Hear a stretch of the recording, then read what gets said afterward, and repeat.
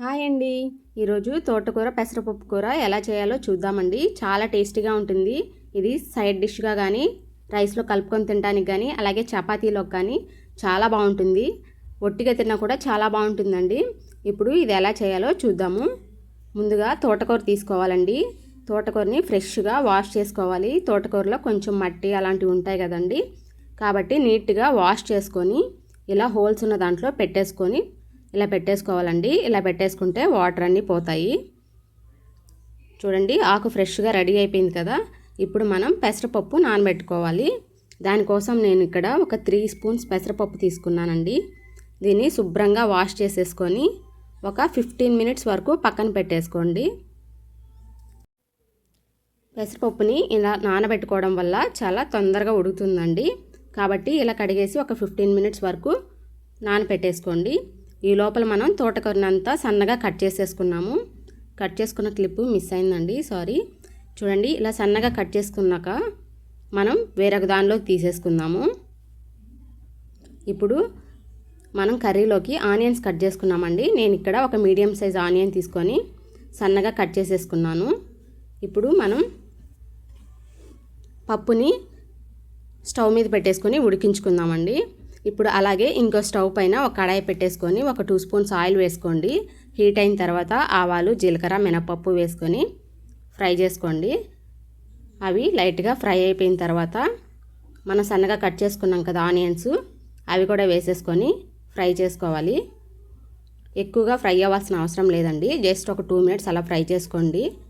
ఇప్పుడు కట్ చేసుకున్న తోటకూరను కూడా వేసేసుకోవాలి. తోటకూర కూడా వేసేసుకున్నాం కదా. ఇప్పుడు దీనిలోకి 1 స్పూన్ పసుపు, అలాగే రుచికి సరిపడా ఉప్పు వేసుకోండి. చూడండి, ఉప్పు వేసుకునేటప్పుడు ఆకుకూర ఎక్కువగా ఉందని ఎక్కువ వేసుకోకూడదండి. అది ఉడికిన తర్వాత చాలా తక్కువ క్వాంటిటీ అయిపోతుంది, కాబట్టి చూసుకొని వేసుకోండి. చూడండి, ఉడికిన తర్వాత ఎలా అయిపోయిందో, చాలా తక్కువే అయిపోయింది. ఇప్పుడు మూత పెట్టి మధ్య మధ్యలో కలుపుకుంటూ ఉడికించుకోవాలండి. ఆకుకూరలో అస్సలు వాటర్ వేయాల్సిన అవసరం లేదండి. తోటకూర చాలా ఫాస్ట్గా ఉడికిపోతుంది.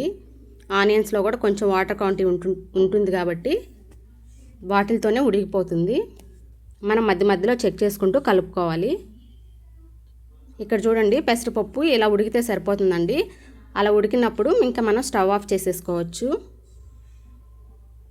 చూడండి, తోటకూర కూడా ఉడికిపోవచ్చింది చాలా సాఫ్ట్గా.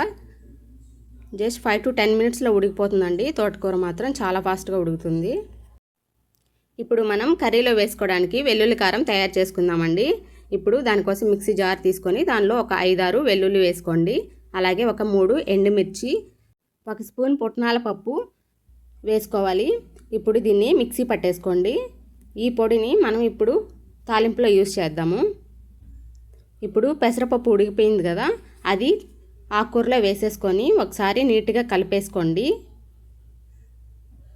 మనం పెసరపప్పు వేసిన తర్వాత కాసేపు చల్లారిన తర్వాత కొంచెం డ్రై అయ్యి పొడి అవుతుందండి. ఇప్పుడు కొంచెం సాఫ్ట్గా అనిపిస్తుంది. ఇప్పుడు దీనిలోకి మనం గ్రైండ్ చేసి పెట్టుకున్న పొడిని ఒక 2 స్పూన్స్ యాడ్ చేసుకోండి. యాడ్ చేసుకున్న తర్వాత ఒకసారి కలిపేసి ఒక 2 మినిట్స్ వరకు ఉంచుకొని తర్వాత స్టవ్ ఆఫ్ చేసేయండి. అంతే అండి, ఎంతో టేస్టీగా ఉండే తోటకూర పెసరపప్పు కర్రీ రెడీ అయిపోతుంది. తప్పకుండా ట్రై చేయండి. ఈ వీడియో మీకు నచ్చినట్లయితే ప్లీజ్ లైక్, షేర్, కామెంట్ చేసి సబ్స్క్రైబ్ చేయండి. ప్లీజ్ మర్చిపోకుండా సబ్స్క్రైబ్ చేయండి please. Thank you for watching.